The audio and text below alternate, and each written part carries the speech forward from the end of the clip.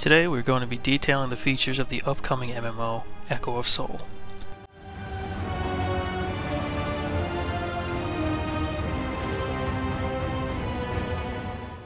Echo of Soul is set on putting the massive back into MMO. Echo of Soul will launch with 68 zones and over 1,600 quests. If massive is the goal, then Echo of Soul is off to a great start.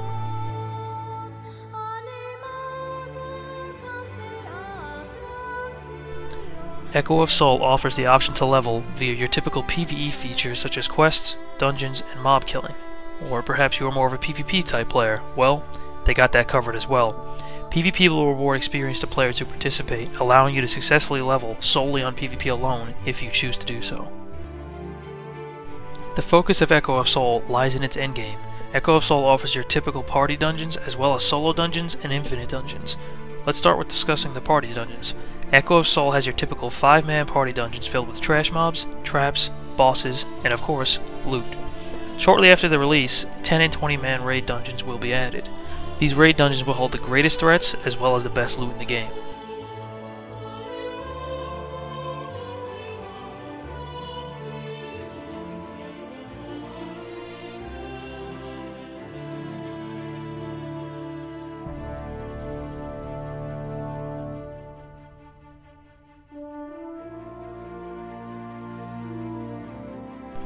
Now, onto solo dungeons.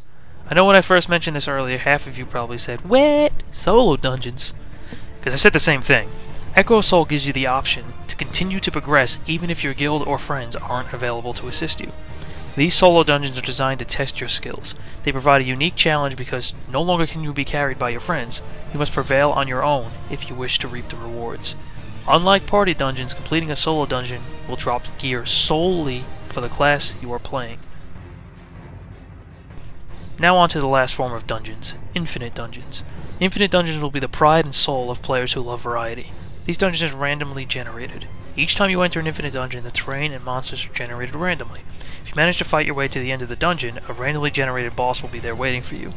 The boss you face can be one you've previously defeated in a solo or player dungeon, but this time they will be meaner, tougher, stronger, and all around more badass. As an added bonus, there are 7 difficulty levels to choose from in Infinite Dungeons. The higher the difficulty, the more impressive the reward will be. Well, you know about the PvE content Echo of Soul offers, but what about my PvP? Echo of Soul has 5v5 and 15 vs 15 PvP battlegrounds.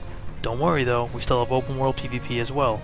In addition to the battlegrounds and open world PvP, Echo of Soul will offer a guild vs guild PvP system that will ensure only members of the 2 opposing guilds will be able to participate in these PvP battles. Echo of Soul has 5 classes to choose from. Each of these classes has 2 specializations, effectively bringing the number of classes to 10. Our first class is the Warrior. The Warrior is your typical melee character. His 2 specializations are Berserker and Protector. The Berserker specialization is for you DPS players out there. In the Berserker specialization, the Warrior's strength increases as his rage increases. This means he'll begin to inflict more damage as the battle carries on. His party strength is classified as sustained melee damage.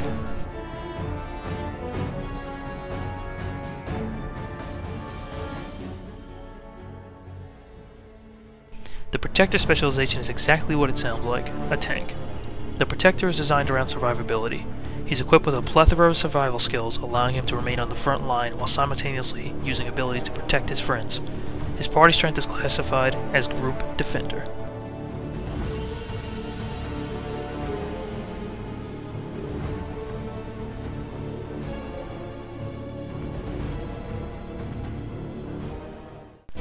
Our second class is the Archer. As you would probably guess, the Archer's main focus of attacks uses a bow. But here's a little twist for you. The Archer also focuses on music. You heard me right. Music. The Archer has the Huntress and Bard specializations.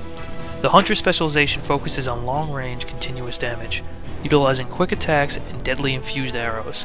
Any enemy on the receiving end of these attacks will have to be quick to close the gap or suffer the consequences. Her party strength is classified as range damage. The Bard specialization focuses less on damaging the enemy and more on buffs and debuffs. Using her songs and melodies, a Bard plays a crucial role on the battlefield.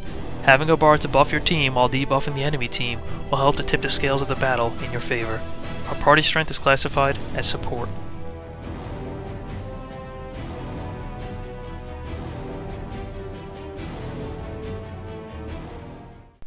Our third class is the Rogue. Using lightning-fast attacks combined with deadly toxins and poisons truly make him a foe to fear. The Rogue has some crowd control abilities that could be used to disable his foes. The Rogue has the Duelist and Assassin specializations. The Assassin specialization focuses on poisons. Using poisons, the Assassin can ensure that his foes suffer a slow and painful death. The Assassin has a large variety of poisons, some to weaken his foes, and some to leave a damaging debuff. His party strength is classified as damage over time. The Duelist specialization focuses on high burst damage attacks combined with a high chance to crit. Utilizing this specialization will help ensure that high value targets go down quickly when you target them.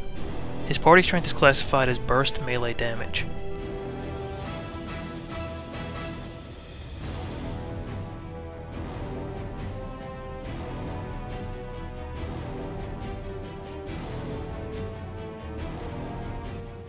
Our fourth class is the Guardian.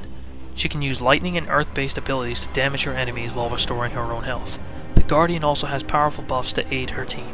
The Guardian has the Storm Guard and Earth Guard specializations. The Storm Guard specialization focuses more on damaging and weakening her foes. Most of her abilities will cover a wide area, damaging multiple foes to help weaken a crowd of enemies. Party strength is classified as area of effect damage. The Earth Guard specialization focuses on survivability. The specialization effectively turns the Guardian into a tank. The Earth Guard utilizes shockwaves to destabilize her enemies, leaving them as easy targets for her team to finish off. Party strength is classified as secondary defender.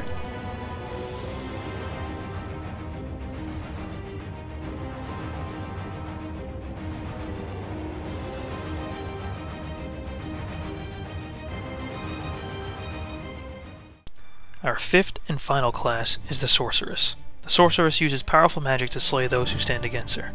With the ability to utilize fire or ice magic, the Sorceress is truly a deadly force on the battlefield. The Sorceress has the Fire Mage and Frost Mage specializations. The Fire Mage specialization focuses purely on maximizing damage. Using powerful high burst damage fire-based magic attacks, enemies are left as smoldering corpses on the battlefield. Her party strength is classified as burst magic damage. The Frost Mage specialization focuses a little less on damage and more on hindering her foes. Using fast frost spells, she can hinder the movement of her enemies to make it more difficult for them to close the gap. Her party strength is classified as crowd control.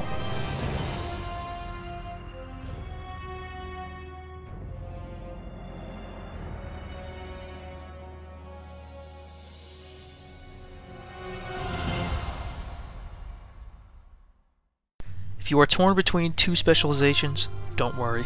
You have the option to switch between specializations whenever you wish to do so. That marks the end of the 5 classes and 10 specializations. Some of you may have noticed something. There is no healer class in Echo of Soul. Having no healer class does not mean no healers. In fact, healing is a group responsibility. If you have played an MMO as a healer before, you know as well as I do that most of the time your eyes are fixated on health bars rather than the fight. This helps to spread the healing responsibility out instead of putting it on the backs of a few players. Now I can go on and on about Echo of Soul and its many features, but this video is supposed to be a brief overview of the game. Look forward to seeing more in-depth videos of Echo of Soul in the near future when it releases into closed beta on May 4th. Before I leave you, please feel free to register for closed beta. Use the link below for a chance to join in on closed beta. If you use the link, you'll also be granted a starter package once you enter the game. Also, if you're looking to join a guild for Echo of Soul, the OranThul is accepting applications. Join a large, successful MMO community that claimed the #1 spot in the now failed MMO known as Arcade. Check us out at OranThul.com, and thanks for watching.